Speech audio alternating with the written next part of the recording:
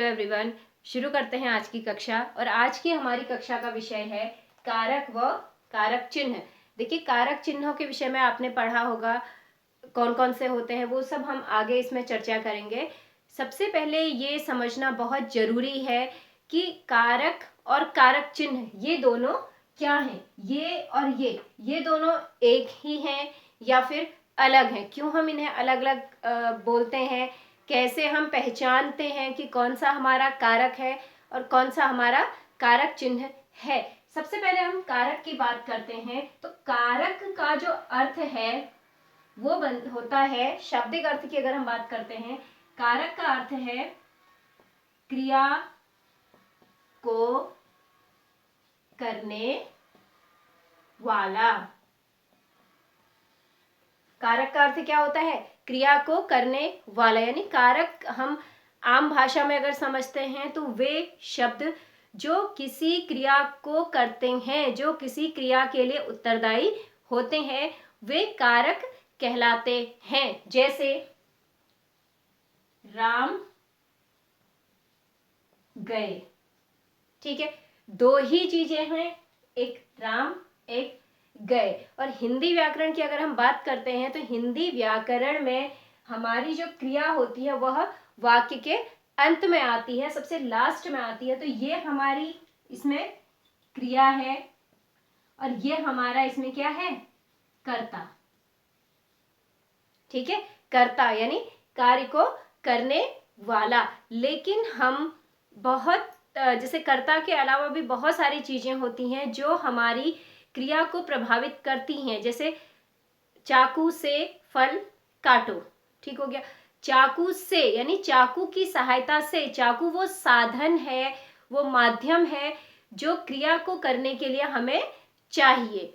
फल काटना है तो फल वो चीज है, फल वो है जिसपे हमने कर्म करना है, जिसपे हमने क्रिया को इम्प्लीमेंट करना है, जिसपे हमने क्रिया करनी है। तो इन सारी चीजों के बारे में हम इस पूरे जो आज का विषय है इसमें बात करेंगे कि कैसे क्रिया से सिर्फ कर्ता ही संबंधित नहीं होता है और चीजें भी संबंधित होती हैं। तो वही सारी चीजें जो क्रिया के साथ संबंधित होती हैं, जो चीजें क्रिया से संबंधित हैं, जो संज्ञा या फिर सर्वनाम क्रिया से किसी न किसी रूप से जुड़े होते हैं, वो हमारे कारक कहलाते हैं।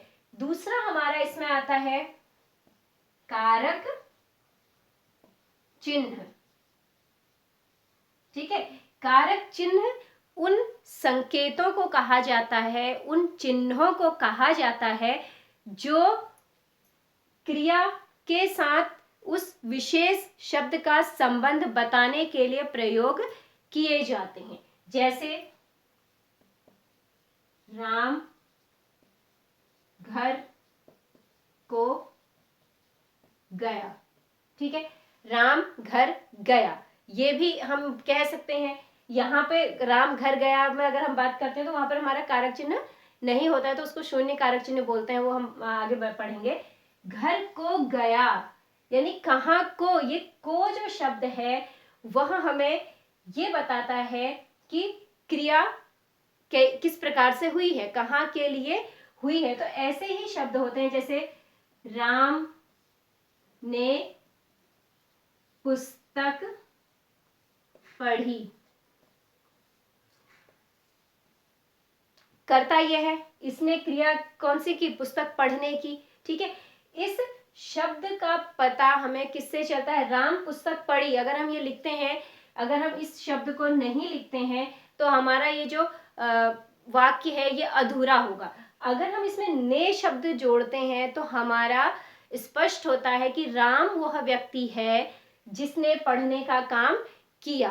ठीक है, तो ऐसे ही चिन्ह होते हैं जिन्हें हम कारक चिन्ह कहते हैं। और प्रत्येक कारक का जो कारक चिन्ह होता है वह अलग अलग होता है। यानी कारक वे शब्द जो सीधे सीधे क्रिया से प्रभावित होते हैं या फिर क्रिया को प्रभावित करते हैं, और कारक चिन्ह वे चिन्ह हैं, वे शब्द हैं जिनके द्वारा उस शब्द का क्रिया से संबंध बताया जाता है कि वह करने वाला है या उस पर क्रिया हो रही है या फिर उसके द्वारा कोई काम किया जा रहा है। इन सारी चीज़ों की जानकारी हमें मिलती है कारक चिन्हों से। ठीक है, तो ये शायद क्लियर हो गया होगा कि कारक और कारक चिन्ह दोनों हमारे अलग अलग हैं। इसी में एक और चीज देखिए, कारक का जो एक और नाम है, इन्हें हम परसर्ग के नाम से भी जानते हैं। कारक चिन्हों को और क्या कहा जाता है? परसर्ग। कारक चिन्ह का दूसरा नाम क्या है?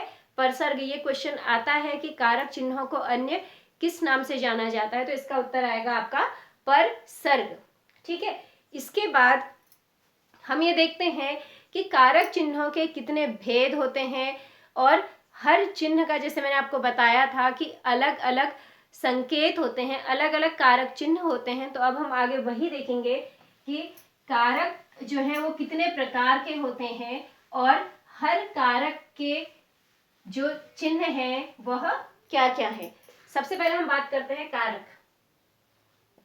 ये कारक है, ये हमारे आएंगे कारक चिन्ह।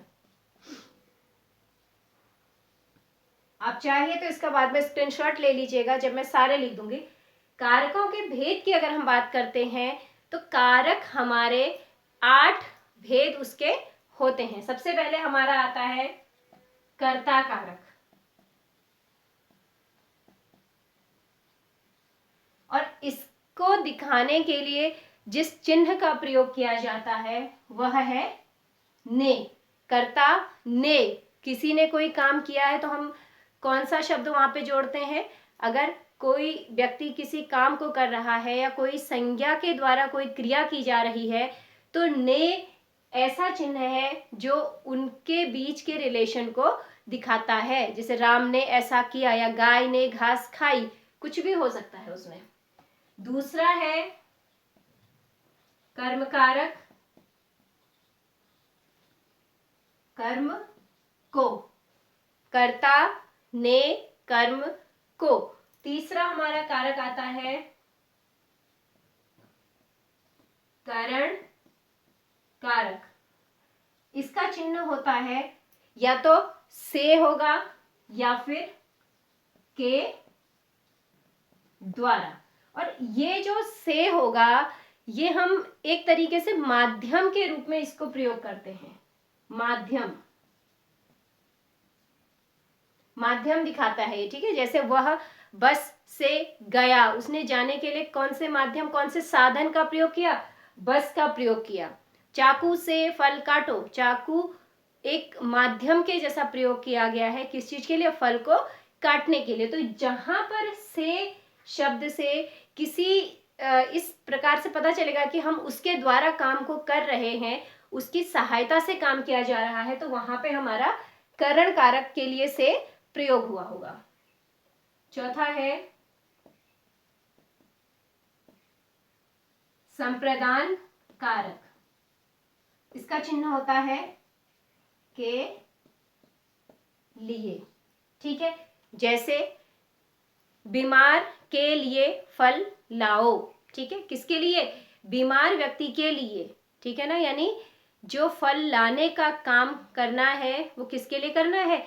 वह बीमार व्यक्ति के लिए करना है। ठीक है, यानी के लिए, बीमार के बाद हमारा के लिए आया है तो यहाँ पर हमारा कौन सा होगा? बीमार जो शब्द होगा वह संप्रदान कारक होगा और के लिए जो होगा वह संप्रदान कारक का चिन्ह होगा।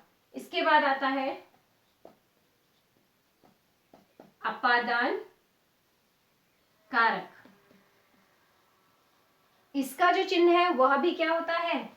से, लेकिन ये वाला जो से है वह इससे अलग होता है। इस से का जो अर्थ है वह अलग होने से होता है, अलग होने के लिए। जैसे वह छत से नीचे आ गया, वह छत से नीचे आ गया, यानी छत से वह नीचे आ गया है तो वह छत से दूर हो गया है, वह छत से अलग हो गया है। तो यहाँ पर जो से है वह करण कारक का नहीं होगा बल्कि किसका होगा? अपादान कारक का होगा क्योंकि वह दूर जा रहा है। और दूसरा, इस से का जो प्रयोग करते हैं हम, वह किसी जो हमारी शारीरिक अक्षमता होती है, जो हमारी शारीरिक दुर्बलता होती है, वहां पर भी हमारा जो से होगा वह अपादान कारक के लिए ही अपादान कारक के चिन्ह के रूप में प्रयोग होता है। जैसे वह पैरों से लंगड़ा है, यानी कहीं ना कहीं पैरों की कमी उसके अंदर है, तो वहां पर भी हम क्या करते हैं, से को अपादान कारक के चिन्ह के रूप में लेते हैं। अगला कारक है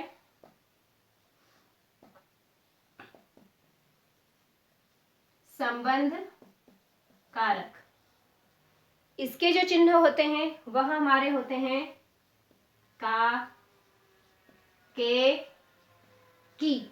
अब देखिए अलग अलग चिन्ह क्यों है इसमें, का, के, की अलग अलग क्यों है, क्योंकि जब हम संबंध बताते हैं तो संबंध वाचक स्त्रीलिंग के साथ भी हो सकता है, वो पुल्लिंग के साथ भी हो सकता है, वह एक वचन के साथ हो सकता है, वह बहुवचन के साथ हो सकता है। और जब हमारी कर्ता के अलग अलग रूप हैं तो हमारा ये जो कारक चिन्ह है वह भी अलग अलग रूपों में प्रयोग होता है। ठीक है, एक वचन पुल्लिंग का है तो का होगा, जैसे वह राजा का बेटा है।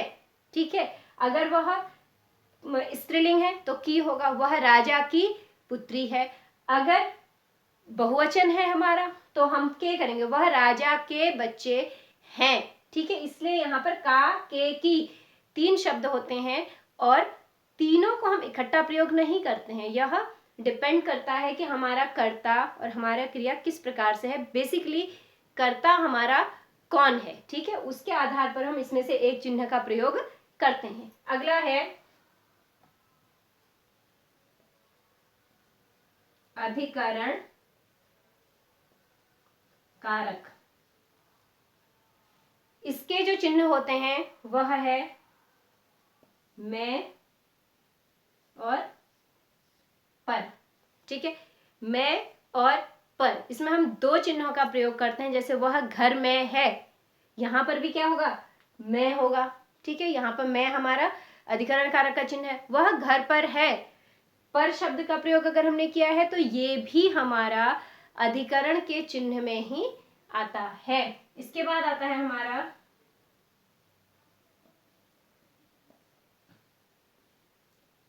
संबोधन। ठीक है, संबोधन का जो चिन्ह होता है यूजुअली हम हे, अरे के रूप में इसको लिखते हैं। हे या फिर अरे के रूप में इसे लिखा जाता है। तो ये हमारे कारक के 8 भेद हैं और इस तरफ जो हमने लिखा है यह हमारे इन 8 कारकों के चिन्ह हैं। ये कारक और ये कारक चिन्ह है। ये शब्द होंगे जो इसके अंतर्गत आएंगे, वो शब्द होंगे जो क्रिया को प्रभावित करेंगे और ये ऐसे चिन्ह होंगे जिनके द्वारा हम पहचान पाएंगे कि हमारा जो कर्ता है या हमारा जो कारक है वह किस प्रकार का कारक है। ठीक है, ये पूरा एक सारे कारक और उसके चिन्ह हैं, इसको आप स्क्रीनशॉट ले लीजिए। इसके बाद हम उदाहरणों के माध्यम से इसे आगे पढ़ते हैं। आप इसका स्क्रीनशॉट ले लीजिए। अब हम बात करते हैं विभिन्न कारकों की। एक एक करके हम इनके विषय में पढ़ेंगे। सबसे पहले कर्ता कारक। कर्ता कारक यानी कर्ता से मतलब है किसी कार्य को करने वाला, जो क्रिया को करता है। सीधे से इसको आसान शब्दों में समझिए, कार्य को करने वाला। ठीक है, देखिए इसमें बहुत आसान है इसे समझना। राम ने फल तोड़े, क्रिया पहचानिए, तोड़ना। इस क्रिया को करने वाला कौन है, राम है। तो राम हमारा क्या होगा यहाँ पे, ये हमारा कारक होगा। ठीक है, राम हमारा कारक है और ने चिन्ह के साथ ये जुड़ा है, ये हमारा कारक चिन्ह है।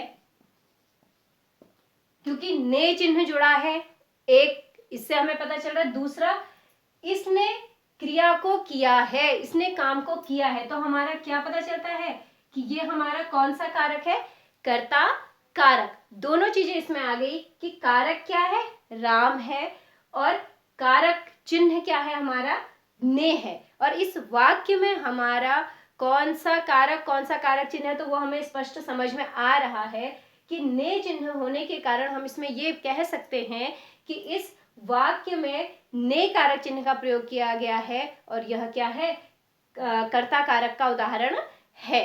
ठीक है, इसके बाद दूसरा हमारा जो कारक आता है, कर्म कारक। इसके लिए मैंने आपको बताया कि कार्य को करने वाला, बस इतना आपको ध्यान में रखना है कि कर्ता कारक की बात जब हम करते हैं तो आपको ये एकदम से समझ में आना चाहिए कि उस काम को कौन कर रहा है। ठीक है, उसके बाद कर्म कारक है, ये है जिस पर काम या फिर क्रिया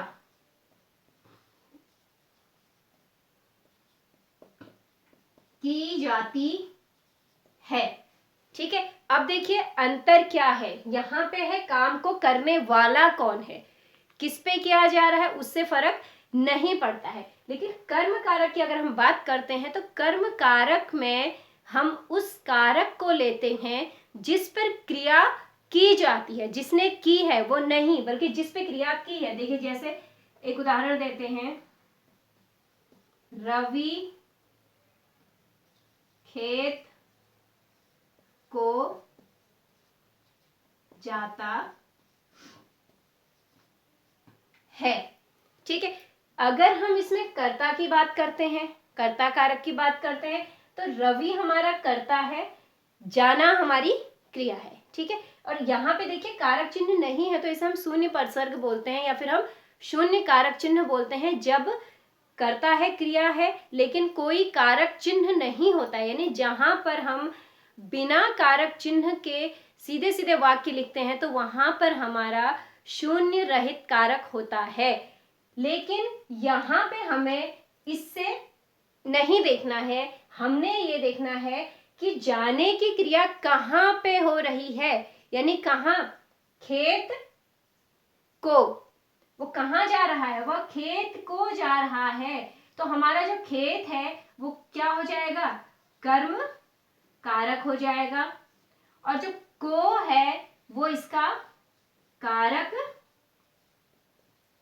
चिन्ह हो जाएगा। ठीक है, खेत हमारा कर्म हो गया, जहां पर क्रिया हो रही है, जहां पे के लिए क्रिया होनी है, जिसका असर क्रिया पे होना है। और को शब्द से हमें पता चल रहा है कि वह जगह क्या है, खेत है, वो मैदान भी हो सकता था वो, तो को क्या है, इस शब्द का संबंध बता रहा है। को से हमें ये पता चल रहा है कि ये कौन सा कारक है, यह हमारा कर्म कारक है। इसी का एक और उदाहरण देखिए,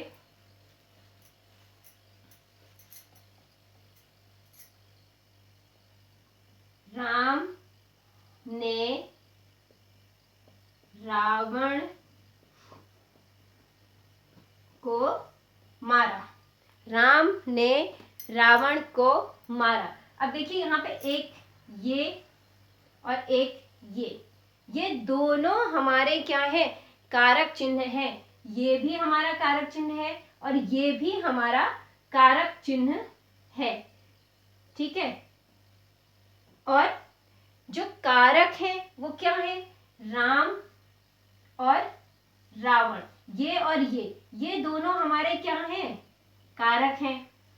ठीक है, अगर इसमें आपसे ये पूछा जाता है कि इसमें कर्म कारक पहचानिए या फिर इसमें कर्ता कारक पहचानिए, तो आप उसकी पहचान कैसे करेंगे। देखिए, कर्म कारक की पहचान करने के लिए आपको ये देखना होगा कि जो क्रिया हुई है वह किस पर हुई है, किसने की है वो नहीं, उस क्रिया का प्रभाव किस पे हुआ है। यानी करने वाले कौन है, राम है, तो राम हमारा कर्ता कारक है।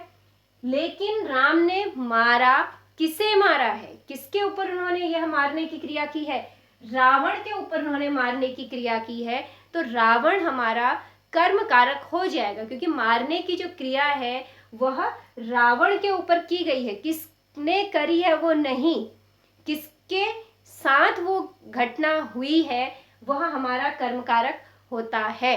ठीक है, कर्ता और कर्म, बहुत सारे उदाहरणों में ये दोनों जो कारक हैं वह हमारे साथ साथ चलते हैं। अगला उदाहरण हमारा है करण कारक का। अगला जो उदाहरण आएगा वो हमारा आएगा करण कारक। तीसरा कारक है हमारा करण कारक।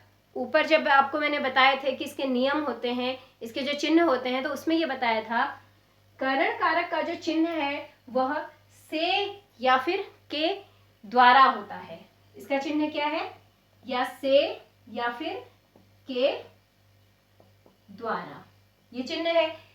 अब इसकी पहचान करने के लिए आपको ये देखना होगा किसके द्वारा क्रिया की गई, किसके या किसके मत लिखिए, जिसके द्वारा क्रिया, जिसके द्वारा क्रिया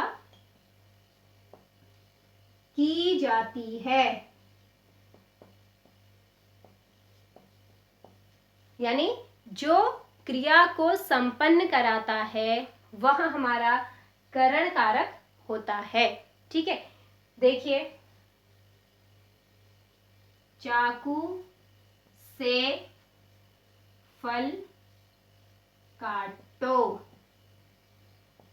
चाकू से फल काटो। फल तो हमारा कर्म हो गया, क्योंकि कर्म हमने फल पे करना है, हमने फल को काटना है। लेकिन उसे काटने के लिए हमें किसकी मदद चाहिए, कौन ऐसा साधन है जो ये हमारी क्रिया है, तो कौन सा ऐसा साधन है जो इस क्रिया को कर रहा है, वो है हमारा चाकू। ठीक है, तो चाकू हमारा करण कारक होगा, करण कारक। और करण कारक का जो चिन्ह होगा ये क्या होगा, कारक चिन्ह, किसका, करण का। से यानी जिसके माध्यम से क्रिया की जाती है उसे कहा जाता है करण कारक। ठीक है, वह बस से गया, वह बस से गया, जाने की क्रिया, क्रिया क्या है इसमें, गया, यानी जाने का काम उसने किया। लेकिन उस काम को करने के लिए उसने किसका सहारा लिया, कौन सा साधन उसने लिया, बस।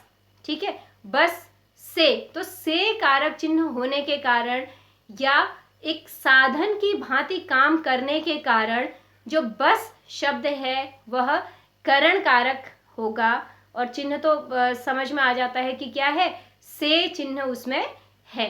ठीक है, अगला जो हमारा है संप्रदान कारक।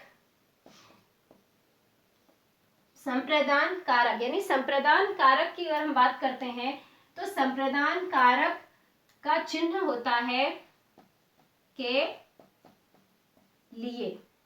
ठीक है, इसमें जिसके लिए क्रिया की जाती है, जिसके लिए क्रिया की जाती है, की जाती है। ठीक है, जिसके लिए हम क्रिया करते हैं, करने वाला छोड़ दो, जिसके लिए किया जाता है वह हमारा संप्रदान कारक को दर्शाता है। जैसे शिक्षक छात्रों के लिए पुस्तक लाए, शिक्षक छात्रों के लिए पुस्तक लाए। ठीक है, किसके लिए, छात्रों के लिए। यहाँ पर ये जो है यह हमारे संप्रदान कारक का चिन्ह होगा। और छात्र यहाँ पर क्या है, संप्रदान कारक है। क्यों? क्योंकि इनके लिए काम किया जा रहा है। क्रिया क्या है? लाना। ठीक है, पुस्तक को लाया जा रहा है, लाना क्रिया है। लेकिन ये जो सारे काम हो रहे हैं, यह किसके लिए हो रहे हैं? यह छात्रों के लिए हो रहे हैं। तो यहाँ पर हमारा ये जो शब्द है ये संप्रदान कारक होगा। इस शब्द में संप्रदान कारक है और ये हमारा क्या है? संप्रदान कारक चिन्ह। संप्रदान कारक चिन्ह है। हमेशा इस चीज को ध्यान में रखिएगा कि जो कारक चिन्ह है वह हमेशा कारक शब्दों के बाद में लगते हैं। आप ये नहीं बोल सकते हैं कि अगर जैसे इसके बाद भी शब्द आ रहा है लेकिन हम इसके लिए शब्द को इसके साथ जोड़ेंगे, पुस्तक के साथ नहीं। जैसे ऊपर लिखा था ना कि राम ने रावण को मारा, तो राम ने, राम जो ने चिन्ह है वो राम के लिए है, रावण के लिए को है। ने और रावण को एक साथ लिखेंगे तो वो गलत हो जाएगा। कारक चिन्ह हमेशा कारक शब्दों के बाद में आते हैं। कहीं पर अगर ऐसा होता है कि दो कारक चिन्ह है, बीच में शब्द है, तो आप शब्द के बाद वाला कारक चिन्ह उसके साथ लेंगे। उसका पहला वाला जो होगा वह अपने पहले वाले शब्द के लिए प्रयोग में किया जाता है। ठीक है, इसके बाद अगर हम आगे बढ़ते हैं तो इसके बाद हम बात करते हैं अपादान कारक की।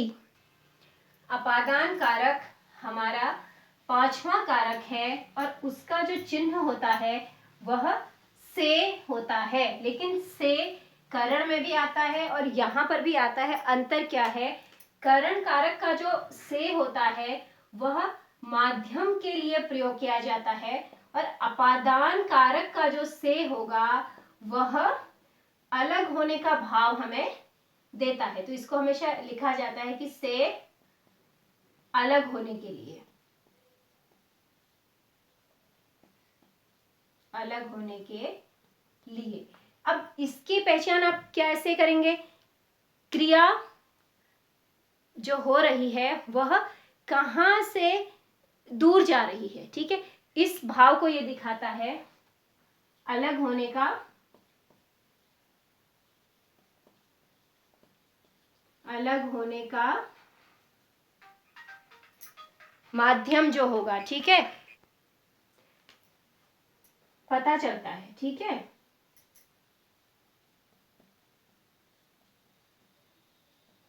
जैसे पेड़ से पत्ता गिरा। ठीक है, पेड़ से पत्ता गिरा, ये क्रिया है। ये पेड़ से, कहां पर से क्रिया हुई है? पेड़ से क्रिया हुई है। पत्ता गिरा, उसको अगर हम हटा देते हैं तो पेड़ से गिरा। ठीक है, पेड़ से दूर हुआ है। तो ये हमारा जो शब्द है ये हमारा होगा अपादान कारक। और ये जो चिन्ह है से, ये होगा हमारा अपादान कारक चिन्ह।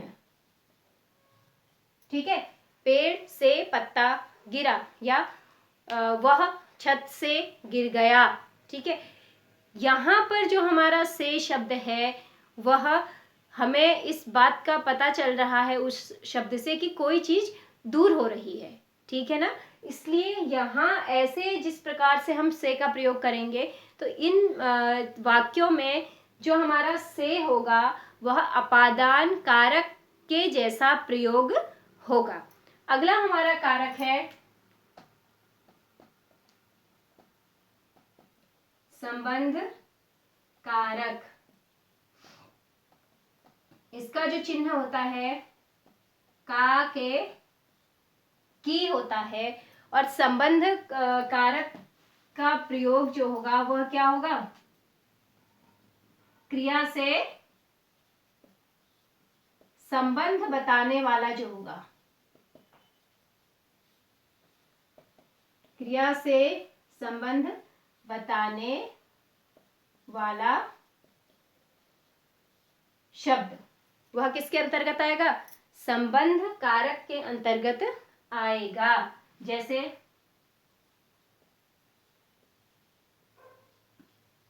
राजा का बेटा घुड़सवारी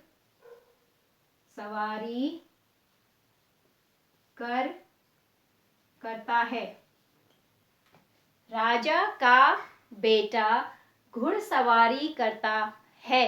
तो यहाँ पर ये जो का शब्द हमारा है, यह संबंध कारक का चिन्ह है। ठीक है, किसका चिन्ह है? संबंध कारक का चिन्ह है, संबंध कारक चिन्ह। और ये क्या है? संबंध कारक है। क्यों? क्योंकि बेटा किसका है? राजा का।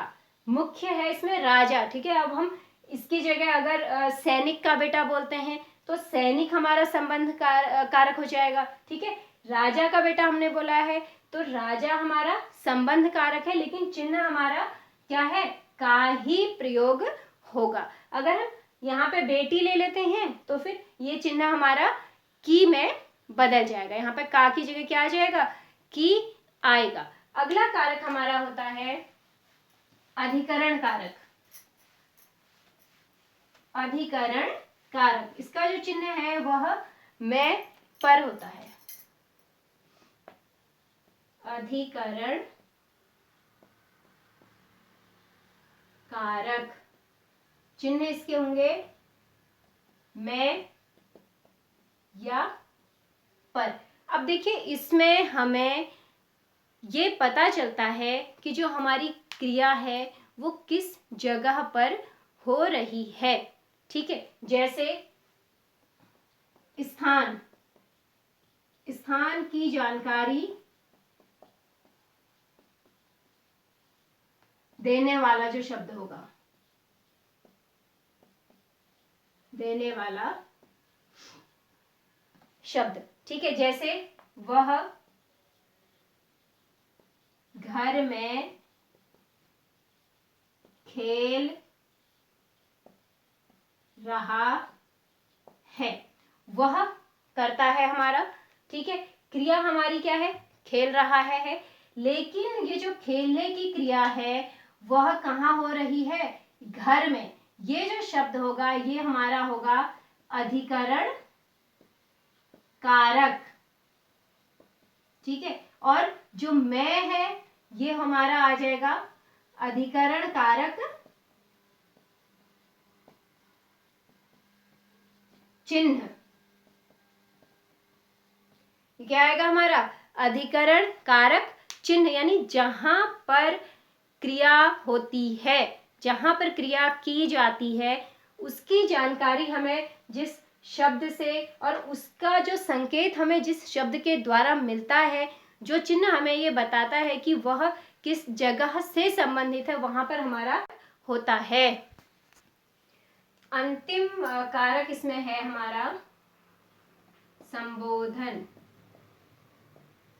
ये होते हैं हे अरे वाले शब्द और इनका प्रयोग मोस्टली किसी को पुकारने या फिर बुलाने के लिए किया जाता है। जैसे हे ईश्वर,